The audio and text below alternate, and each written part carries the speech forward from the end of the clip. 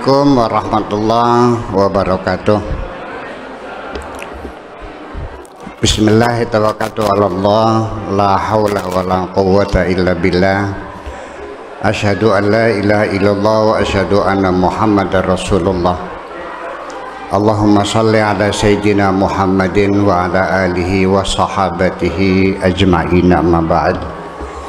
Hari ini saya ingin mengemas acara halal bihalal ini dari perspektif linguistik, ilmu kebahasaan, yaitu bahwa istilah terma halal bihalal, acara yang selalu diadakan setelah Idul Fitri, itu ternyata hanya ada di Indonesia. Di negara-negara Islam lain nggak ada acara halal bihalal. Kalau sudah selesai Idul Fitri ya udah selesai. Hanya ada di Indonesia. Sepengetahuan saya, selama saya 20 tahun tinggal di negara-negara Islam, dari mulai Irak, Syria, Lebanon, ya Mesir, Libya, Tunisia, Aljazair, sampai Eropa di London dan sebagainya, itu nggak ada acara halal bihalal itu.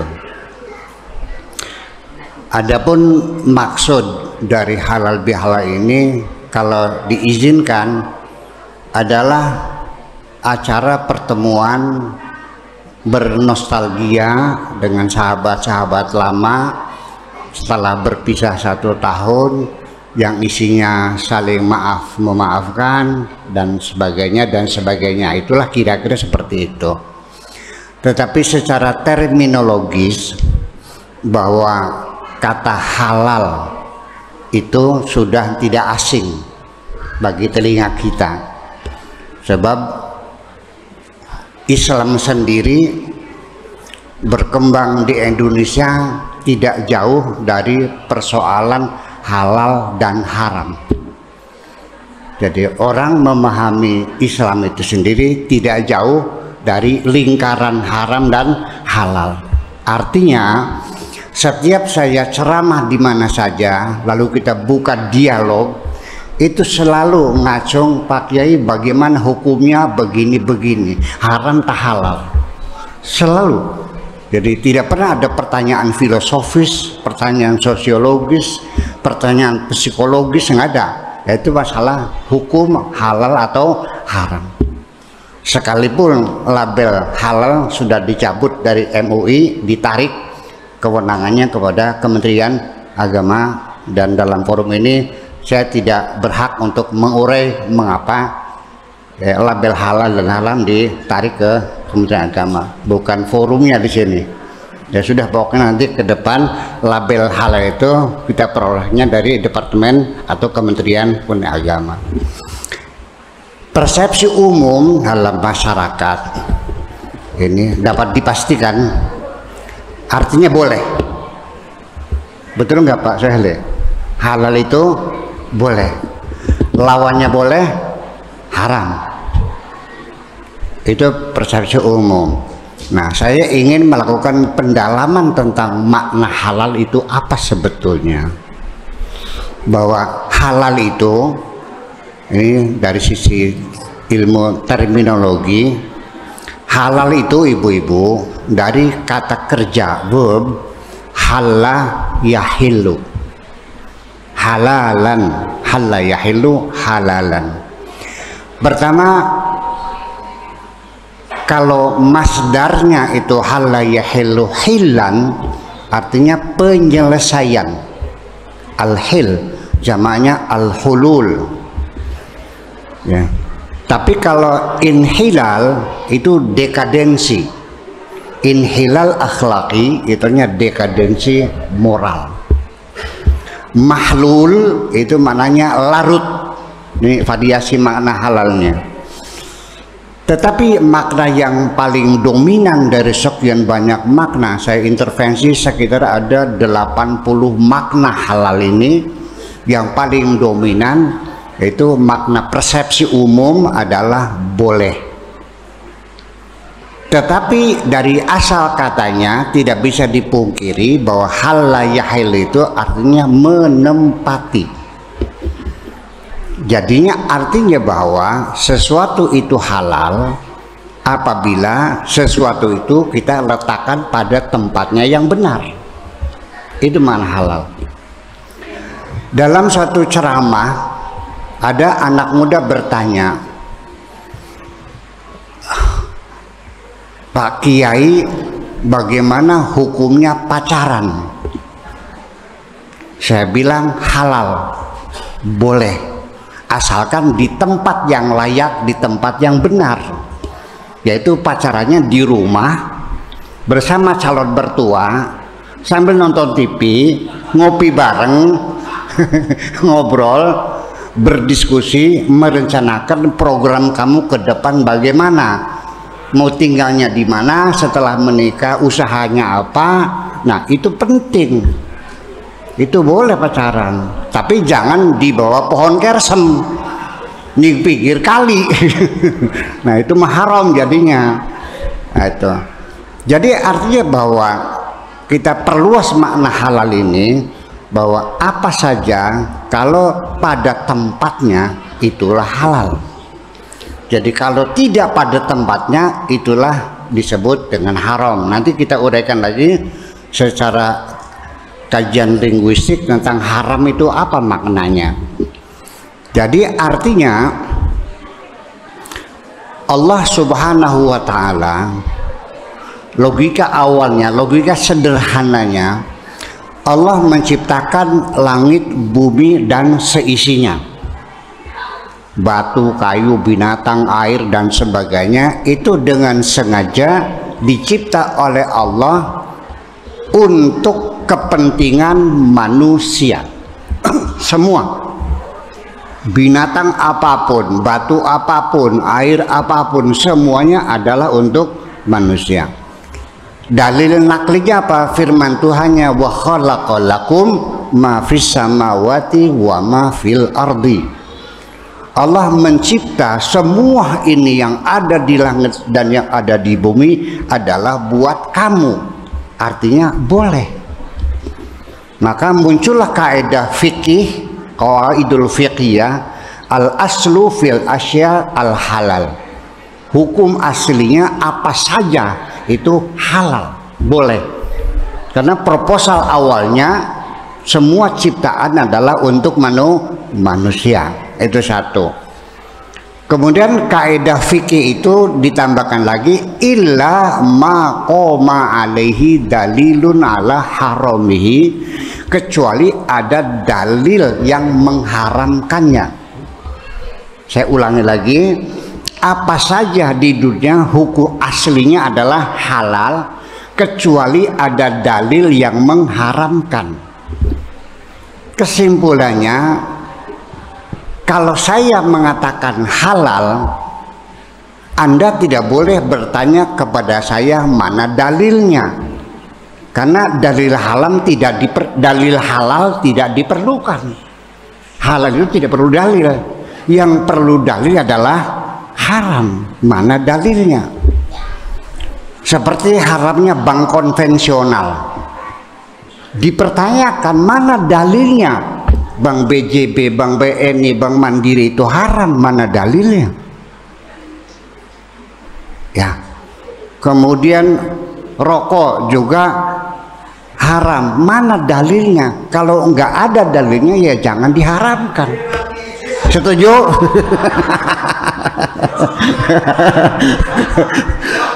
Bagi yang merokok gitu. Lalu akhirnya jangan mencari-cari sampai seketemunya dalil yang mengharamkan. Ternyata dalilnya dalil umum karena berbahaya bagi kesehatan. Kalau dalil bahaya itu tidak bisa dijadikan dalil untuk mengharamkan. Karena apa saja yang berbahaya ya sudah otomatis dengan logika sederhana pasti tidak diizinkan oleh Tuhan, betul nggak? Bapak-bapak, ibu-ibu, karena sudah hijrah, jadi pakainya pakaian hitam, ya kan, dibungkus hitam semuanya, terus keluar rumah malam hari di jalan raya, itu kan sangat berbahaya. Seringkali supir tidak melihat orang yang malam hari berpakai baju hitam. Ayo, haram nggak? Bermain-main di rel kereta api haram nggak? Lah ya iya, jadi apa saja yang berbahaya memang iya, tapi itu dalil umum. Yang saya maksud dengan adalah dalil spesifik. Jadi artinya apa saja itu boleh, tetapi ketika salah tempat menjadi tidak boleh. Ibu-ibu, kangkung haram tak halal? Halal. Tapi suatu ketika saya berkunjung ke yang terhormat Bapak Suheli, di mejanya itu yang taplaknya putih, ada vas bunga, isinya kangkung. Kangkung itu tempatnya di vas bunga bukan? Tempatnya di mana kangkungnya? Di pendil. Di pendil, di periuk. Buat bikin sayur, bukan di atas meja. Sebaliknya ibu-ibu berimajinasi, kangkung saja, kangkung 500 sebungkus, sedangkan bunga anggrek sebatang itu harganya 50.000. Jadi berimajinasi, kuah yang enak lebih digawe rumba kan. Iya. Akhirnya ketika saya bertamu, ini ada rumba, apa sih rumba bahasa Indonesia itu? Rujak tak? Ya, rujak. Ini warna-warni, ada merah, ada hijau. Bu, ini rumba apa? Rumba anggrek katanya.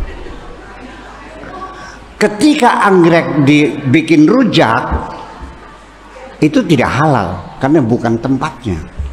Kangkung ditaruh di vas bunga juga tidak halal. Jadi apapun kalau ditempatkan pada tempatnya, ya silakan boleh. Termasuk kambing juga boleh halal. Tapi kan yang dimakan kan dagingnya, kulitnya dibikin sepatu, bikin ikat pinggang, bikin dompet, betul nggak? Bukan dimakan, tapi di sini ada ya cecek ya. Ya udah boleh lah. Nah, bulunya dimakan boleh nggak? Bukan tempatnya, sekalipun boleh tidak seluruhannya. Jadi artinya apapun sesuatu yang digunakan sesuai dengan proposalnya itu boleh dengan tujuannya. Nah, kalau apa saja itu ditempatkan pada tempatnya itu boleh, maka tidak ada pelarangan. Nah, kaitannya apa dengan akhlak? Akhlak itu adalah dari kata khalaqa yakhluqu. Allahnya khaliq, maha pencipta, dan kita namanya makhluk. Perilakunya namanya khuluq, jamaknya al-akhlaq. Jadi al-akhlaq itu artinya apa saja perilaku kita, perbuatan kita, makanan kita, minuman kita, omongan kita yang baik, yang benar, yang sesuai dengan proposal Tuhan, tujuan, itulah namanya orang berakhlak. Ya, jadi akhlak itu adalah sumber katanya dari penciptaan, sesuai dengan ciptaannya. Jadi kalau sendal dipakainya di kepala apa di kaki? Di kaki. Kalau ditaruh di kepala tidak berakhlak. Ada enggak sepatu nempel, sendal nempel di kepala? Ada. Ketika atasan marah, mukul bawahannya pakai sendal di kepalanya, itu tidak berakhlak. Karena kepala itu bukan nempelnya di kepala tapi di kaki. Nah, itu apa saja yang namanya sesuai dengan proposalnya, itulah namanya berakhlak. Sedikit saya untuk Pak Kiai Khairidi dalam bahasa Arab, Kalau jaa Zaidun yarkabul hisona, ya, yarkabul hisona itu wal jumlatu fi mahalli nasbin. Mahallun itu tempat. Jadi apa saja namanya toko itu di sana mahallat, tempat dagangan gitu semuanya. Nah, sedangkan haram itu adalah berasal dari kata hurmah. Kata hurmah itu sudah diadopsi dalam bahasa Indonesia hormat. Saya kirim surat kepada Bupati Indramayu, kepada yang terhormat. Bapak-bapak, ibu-ibu yang pernah naik haji ke Mekah sudah pasti akan melakukan tawaf di sekitar Masjidil Haram, di mengelilingi Ka'bah, namanya Masjidil Haram. Kalau haram itu artinya tidak boleh, maka Masjidil Haram menjadi masjid tidak boleh. Padahal haram itu maknanya terhormat. Itu persoalannya. Ini sedikit kita menyinggung kajian psikolinguistiknya. Kenapa Allah melarang kita menggunakan kata haram? Padahal haram itu adalah penghormatan. Kita berlogika secara linguistik. Karena kata larangan dalam bahasa Arab itu banyak sekali. Mana'a, mencegah, hajaza, membatasi, haroma, melarang, dan banyak sekali kata larangan dalam bahasa Arab. Tetapi secara terminologi dalam bahasa agama Islam kok memakai kata haram. Hurrimat alaikum al-khinzir, lahmul khinzir, wad-damu wal lahmul khinzir wal maita, dan sebagainya. Artinya diharamkan bagi kamu untuk makan daging babi, bangkai, darah, dan sebagainya. Kok diharamkan? Kok pakainya diharamkan, bukan dilarang? Tujuannya apa? Oh, tujuannya adalah kenapa kata larangan dalam bahasa agama pakai tahrim, haram, bukan mana, bukan hajaz. Nah, sebabnya secara psikologis dari larangan itu, motivasi yang paling penting adalah dalam rangka Allah memberikan penghormatan kepada manusia. Kita ini ibu-ibu sekalian, makhluk Allah yang paling terhormat, yang paling terhormat. Sehingga seluruh batu, kayu, air, binatang semuanya diciptakan untuk manusia. Dan makhluk-makhluk Allah yang baik malaikat, baik jin, baik ifrit, baik dedemit, lele gombel, dan sebagainya, itu disuruh oleh Allah untuk bersujud kepada manusia. Betul nggak? Betul. Idz qala rabbuka lil malaikati inni ja'ilun fil ardi khalifah, menjadi pemimpin, menjadi wakil Tuhan di sini. Jadi artinya bahwa manusia itu makhluk yang terhormat. Jadi artinya ketika kita ketemu dengan malaikat, dengan jin, yang senang siapa? Jenderal ketemu dengan kopral, yang senang siapa? Kopral dong. Tapi ternyata di sini banyak manusia merasa bangga ketemu sama malaikat, ketemu sama jin. Anda ini jenderal, mereka tuh kopral. Kok seneng sih? Ya jenderal sinting. Ini kita tidak paham. Jadi apa sih hebatnya ketemu sama malaikat? Yang hebat itu ketemu sama Allah. Bukan itu malaikat. Malaikat pun sama, makhluk seperti kita. Mereka disuruh bersujud kepada kita. Nah, saya akan larut dulu dalam membahas sumber atau logika atau alasan, argumentasi, reasoning kenapa malaikat disuruh bersujud kepada kita.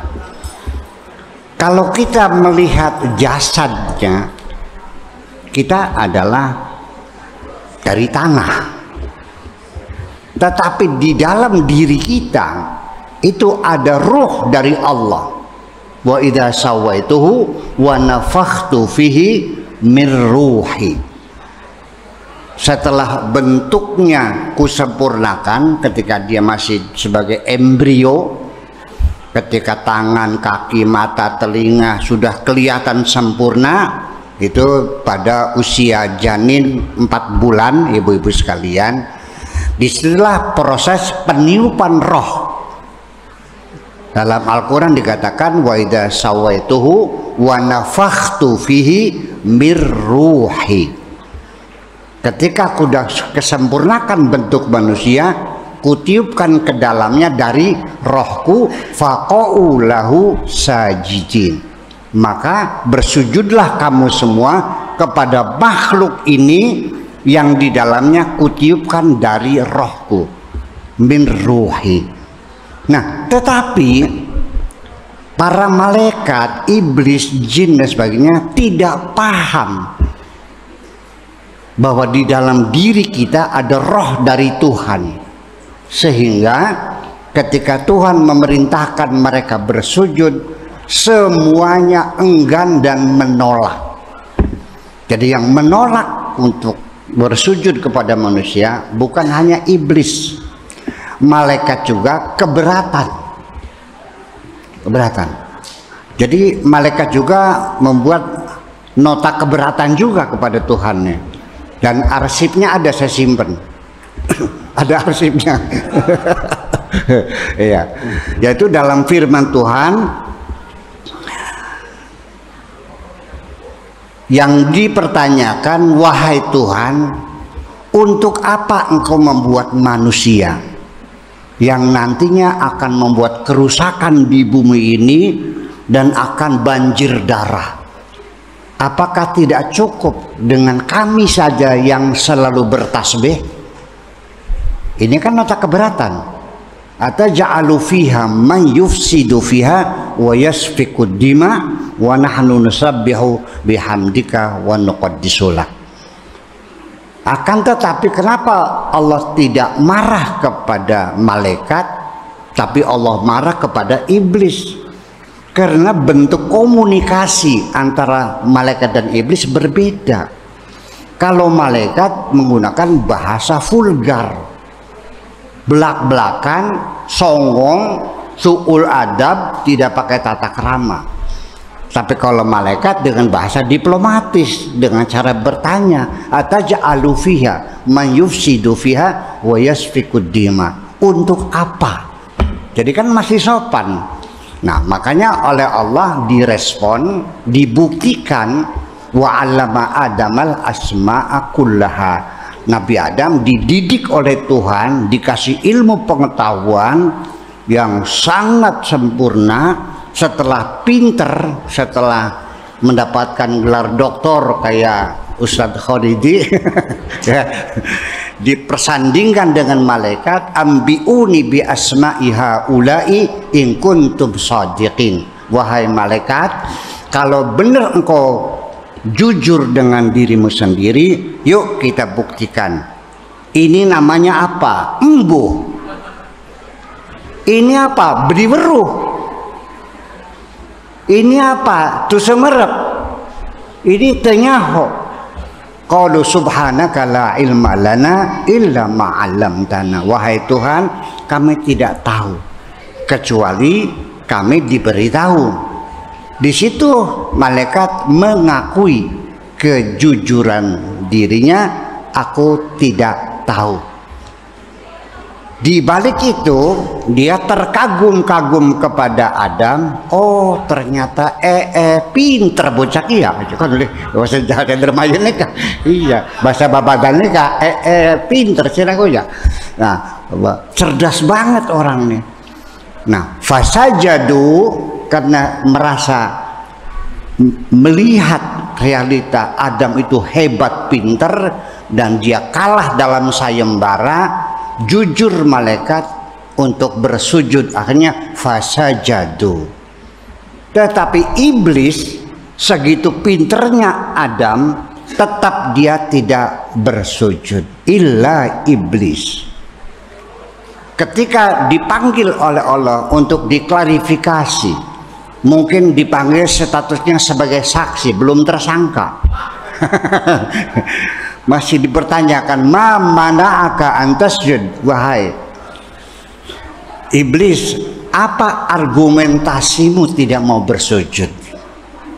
Ternyata dia mengatakan, ana khairum minhu, aku lebih hebat dari Adam. Aba wastakbara wa kana minal kafirin. Jadi yang menyebabkan iblis tidak mau mengakui kepintaran Nabi Adam itu adalah karena kesombongan. Sehingga orang sombong sah disebut kafir. Jadi orang kafir itu bukan orang yang berbeda agama, orang sombong kayak Sirako. Iya.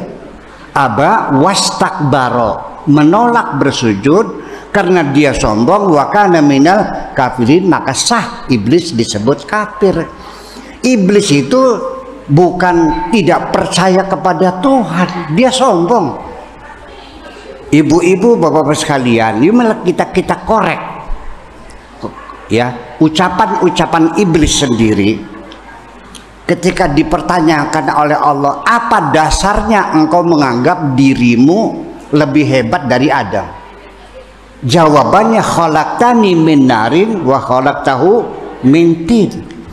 Aku engkau cipta dari api, Adam engkau cipta dari tanah. Berarti iblis mengakui gak penciptanya Tuhan? Ngaku. Lebih ma'rifat juga iblis daripada Dr. Khorijimah. Iya. Tapi kenapa disebut kafir? Karena sombong.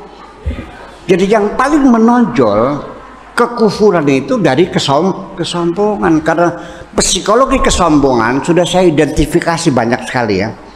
Mungkin ada 16 poin lah, mungkin tidak seluruhnya. Satu, orang sombong itu ngaku paling bener dewek, ngaku paling ayu dewek, ngaku paling pinter dewek, semuanya ngaku paling. Nah, kemudian dia menghinakan orang lain, melihat orang lebih rendah dari dirinya dan menyalahkan yang lain. Dan yang paling penting menjadi pandemi dalam masyarakat, yaitu orang sombong itu tidak mau mengakui kelebihan orang lain dan tidak mampu menghargai jasa-jasa dan kebaikan orang lain. Semuanya sepele semuanya. Dan orang sombong itu susah dikasih masukan. Orang sombong pantang dikritik dan pantang ditegur, pasti akan marah. Jangan menggurui saya. Ya, kelakuannya nyemengit. Ngerti bu nyemengit? Orang sombong itu ada sekitar 18-19 poin lah ya, psikologi kesombongan sudah pernah saya urai. Nah, dari situlah maka yang jadi persoalan, Allah ingin menghormati manusia. Jadi haroma itu artinya dimuliakan. Jadi pengertiannya, ibu-ibu dan bapak-bapak sekalian, ketika kita mendengar putusan Tuhan ini diharamkan, ini haram, ini haram, itu jangan ada kesan psikologis, kesan kejiwaan. Dengan beragama Islam kita terbelenggu, mengurangi kebebasan kita, menjadi beban bagi kita. Tidak, itu untuk menghormati kita. Di dunia saja, orang kalau kedudukannya semakin tinggi secara protokoler, akan banyak aturan-aturan yang tidak boleh dilanggar, yang terlarang. Andaikan yang terhormat Bapak Jokowi lewat jalan kerangkeng, contohnya tiba-tiba ada gadis kecil yang sangat lucu sekali sampai Pak Jokowi gregetan pengen ngambung. Berhenti, langsung patwanya datang, Pak jangan berhenti, langsung barangkali ditembak orang. Betul nggak? Iya, duduk pun tidak boleh sembarangan kalau jadi pejabatnya. Sudah ada tulisannya, Bapak Bupati, Wakil Bupati, Kadisdik ada, nggak boleh. Jadi semakin terhormat itu semakin banyak aturan untuk menjaga kehormatan itu. Ini mudah-mudahan dari ceramah ini kita tidak merasa terbebani ketika beragama, tapi malah justru kita bersyukur, alhamdulillah kita menjadi makhluk yang terhormat. Itu yang jadi persoalan. Suatu ketika Bapak Suheli datang ke Pondok Cadang Pinggan. Ini beliau orang terhormat waktu itu sebagai kadisdik ya.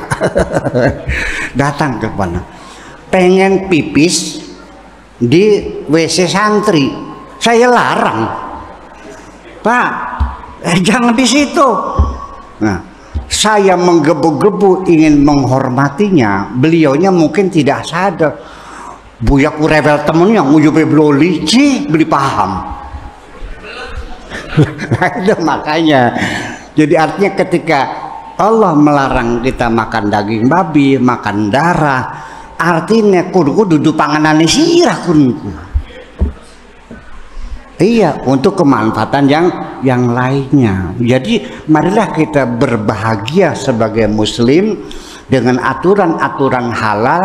Kita sudah tidak berkeluh kesah lagi sebagai pembatasan kebebasan menjadi beban, membuat kerepotan, tidak. Tapi justru itu adalah dalam rangka untuk menghormati. Saya ketika di luar negeri, apalagi makanan, dasi itu harus matching dengan jas yang saya pakai.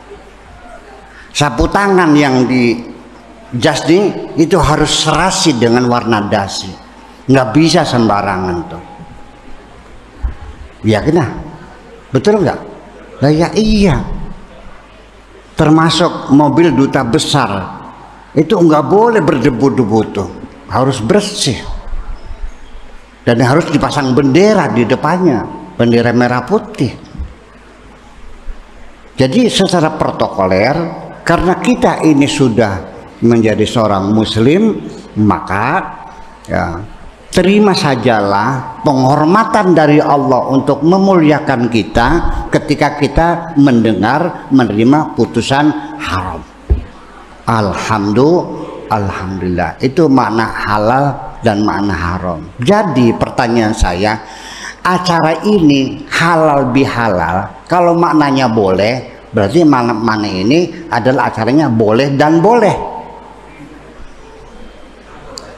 Boleh dan boleh. Padahal filosofisnya bukan boleh dan tidak boleh. Jadi halal bihalal itu artinya kita kembali melakukan reposisi diri kita pada tempat-tempat kita yang sebenarnya. Jangan overlapping, jangan menduduki tempat orang lain. Itu yang jadi masalah. Yang jadi istri, kembalilah sebagai istri. Yang jadi suami, kembalilah sebagai suami. Anda sebagai suami, nggak usah ngatur dapur, itu wilayah kerja istri. Iya, masaknya apa, sayurnya apa, goreng, udah serahkan semuanya, bukan tugas kamu itu mah. Ya kan, yang istri jangan ngatur suami. Ya gitu. Apa mending nodok lagi ke centong tok. Ya itu, kembali yang anak jadi anak lagi, bawahan jadi bawahan, atau yang atasan.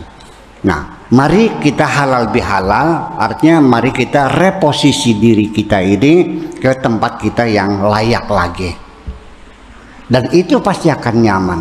Apa saja kalau ditempatkan pada tempatnya, hidup kita menjadi nyaman. Akan tetapi bapak-bapak dan ibu-ibu sekalian, selagi itu masalahnya manusia, tetap selalu mengandung masalah. Dengan contoh sederhana saja. Kalau saya menaruh cobek di bawah bantal saya, pertanyaannya, apakah bantal marah melihat cobek ditaruh di bawah bantal? Tidak marah. Kasurnya marah enggak? Enggak. Ketika kita meletakkan benda-benda di rumah kita bukan pada tempatnya, sandal ditaruh di lemari dengan baju kita, baju tidak akan marah. Tetapi ketika kita menempatkan manusia yang bukan pada tempatnya, bisa menjadi geger, menjadi kegaduhan. Umpamanya ada seorang, track recordnya seorang itu tidak baik, diangkat jadi kepala sekolah, apa yang terjadi? Betul nggak? Iya, ketika ada seorang yang memang kelakuannya nggak benar, kita tahu, lalu diangkat jadi asda, banyak yang marah nggak? Banyak yang marah nggak? Banyak.